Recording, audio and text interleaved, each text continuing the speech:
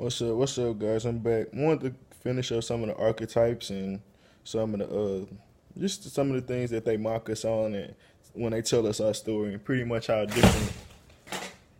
Well, that happened, but different how different stories and like Spider-Man to superhero stories, to even other stories where they're pretty much just mocking us or even trying to program us in a sense to be a certain way. But the hero's journey is pretty much God's children's mission, purpose, and like path, and the whole. It'll just resonate when I start reading this archetype. But pretty much the journey start off with a call to adventure, and you consider that birth and things like that, or the awakening process. And this one it says supernatural aid or threshold to the guardian. Let me see. I didn't even read these. I'm just gonna go over a couple points they had. Threshold to beginning transformation, and then you meet your mentor, your helper. You go through challenges and temptations. You find another helper at the end of challenges and temptations, and once you get through challenges and temptation, you go through revelations, and they say abyss, and that's like the death and the rebirth. But that's still like that's really like the mental death and rebirth. Or you could call that the rock bottom or realization. I talked about that before. Then you go to the transformation, which is like the metamorphosis, or like I said, can be created or destroyed, and that urge, and like I said, how we always know we kind of can get through things, but we kind of just fall into that lower state and thinking, and being stressed out and shit like that. And then they go into the atonement, and then after all that, you go back into the gift of God and the return, and then it's pretty much just a cycle back, to self or whatever. But like I said, I believe we're trying to break out of that hero's journey, and you can relate that to like Hercules and other people like that, where they had the choice to go to heaven, but they choose to stay on the earthly realm. Even Black Panther did it when his father told him it was time for him to go home. He was like, "No, I still have more work to do." And I mean, if your journey is to pretty much save the world or save some type of people, then I guess that you would come back and you would finish out your thing, because I mean that's probably like you feel like that's your karma balance, and I mean karmic balance. But a lot of us we realize that we don't have to come back. Damn, this one gets in depth.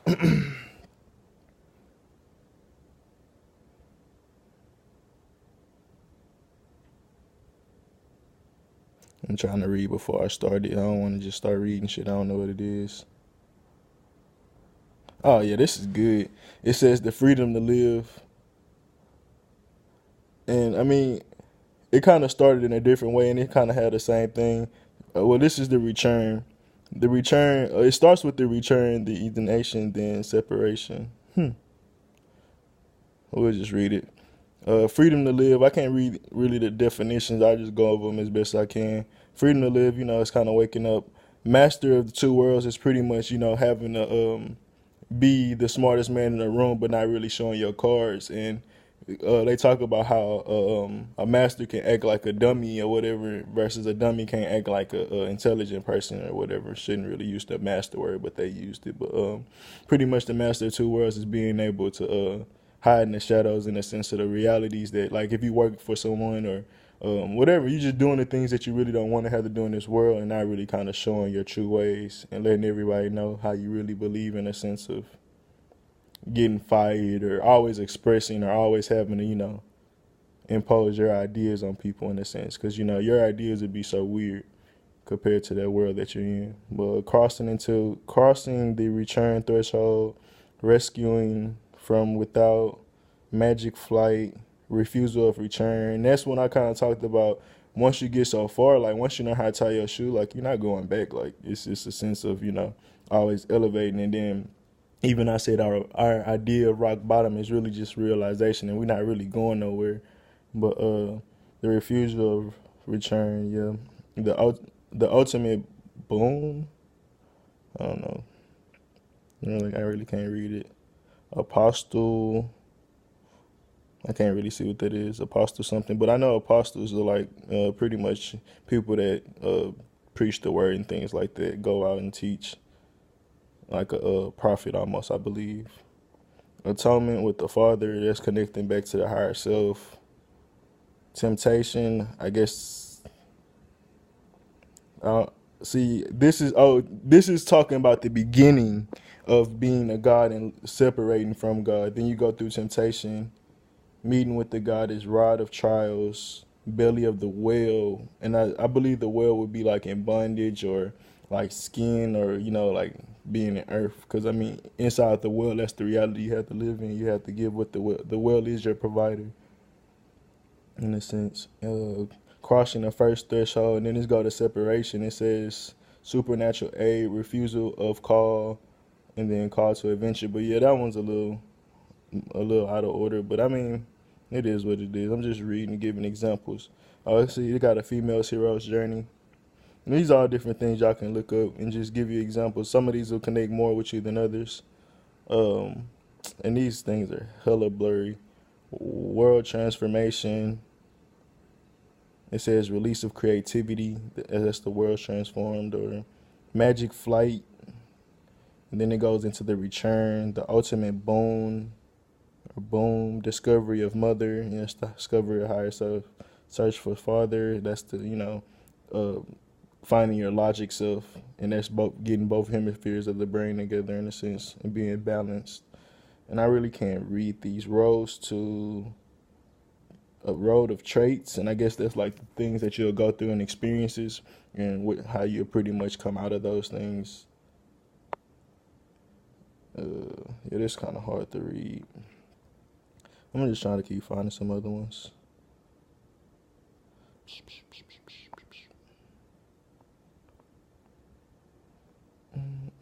I like this one, but it wasn't all the way in. Well, I can't zoom in on these ones. That's why I need a computer, fam. Wait till I get one. We're going to be on. I'm going to be putting y'all on all the PowerPoints. Make it a little easier for y'all.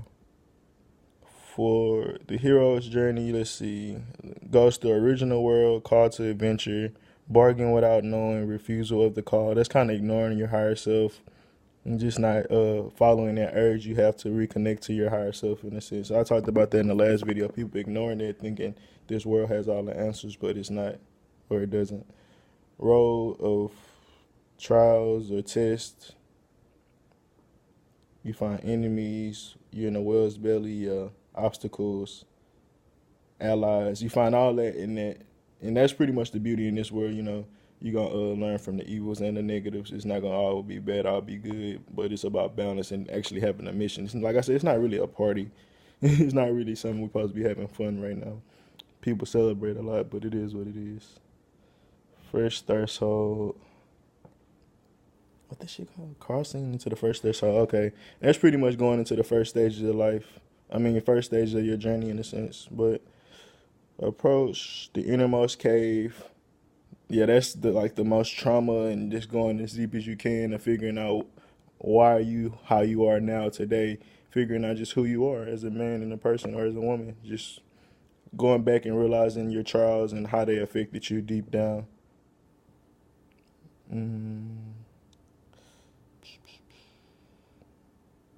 It says something about sacred marriage. Will the bride at the groom meet the goddess and God? Air one. This is pretty much like I was talking about in my other video, connecting your both brains, and from the woman, from you being emotional to connecting your logic, from the man connecting the logic to the emotion, and just being both sides of the brain, not being just masculine, not just being feminine, but being balanced. Let's see. These words are fucking little. It say something about dismemberment, wondering, harrowing of the soul. It say ordeal. I can't see that. But dismemberment and wandering, that'll make sense that you just disconnecting from yourself, in a sense. I mean, astral projecting and things like that. Elixir theft. Ultimate boon. I gotta look up what boon is. This is my first time seeing that. Reward.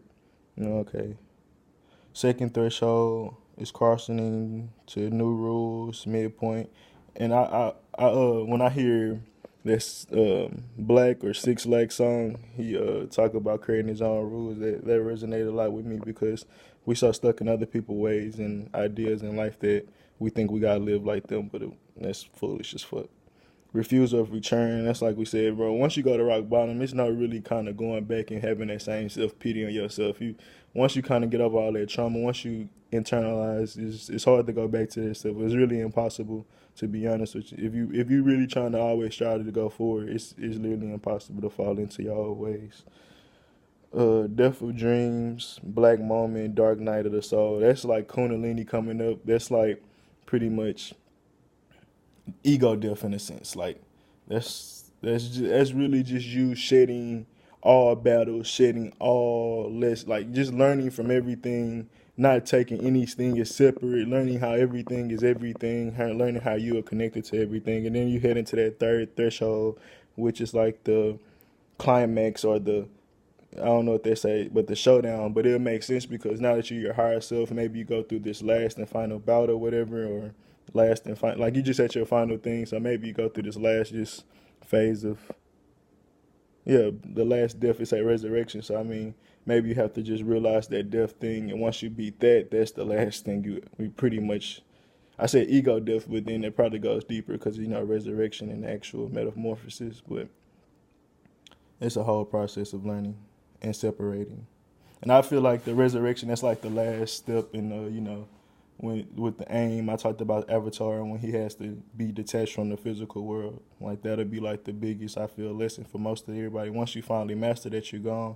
And then it says you're the master of two worlds, incorporation, a world dancer wrapped up. And that's kind of like Hercules, where you have access to the heavenly kingdom and you have access to this realm too. And it's, I guess, I mean, if that connection is pure and it's like no, what do you say?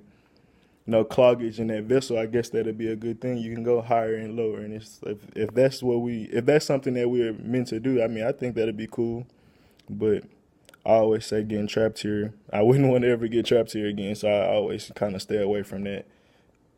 Coming back to the lower self sense, but if you raise your lower self up, I mean, it is what it is. There's so many different ways to believe in. So I mean, I'm not gonna just harp on that. Let's see. I mean, that's pretty much all of it, but I'm just trying to see if I can find anything more deeper.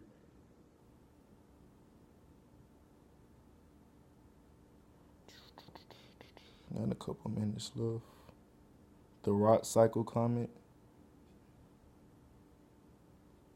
Damn, this should be a good one if it wasn't fucking.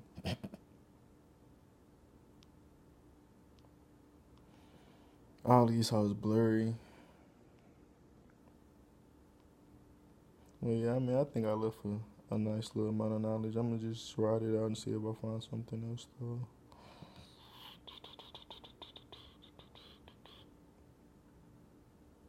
Let's see. Genesis is the beginning, of course. Then 2 is the refusal. 3 is mentor. 4 is threshold. 5 is trial. 6 is friends. 7 is enemies. Yeah, got to make friends to make enemies. 7 is enemies. 8 is liars. 9 is ultimatums. 10 is the return. 11 is rebirth. 12 is the elixir, and then go back to Genesis. But like I said, I feel like I wouldn't want to stay stuck in this cycle if it's always a constant cycle of learning the same lessons. And I mean, like I said, I feel like I've learned and figured a lot of things out, so I'm trying to get up out of here. And like I said, a lot of people, if this hero journey connected to you, you realize that you're on that God's path and on that journey out of here, and you're not really trying to stay stuck on this physical plane.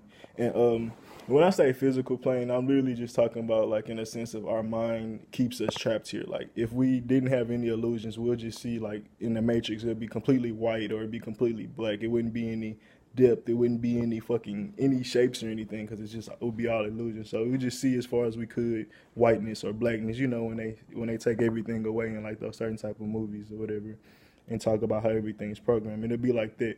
So I just talk about plane of existence because, I mean, literally only reason we're here is because our plans are our mind and just how it acts or whatever. So, but yeah, I'm not really talking about the actual physical place, but it's just a state of mind. If we elevate our mind, we wouldn't even see this existence anymore. So, yeah, I'm out. Deuces.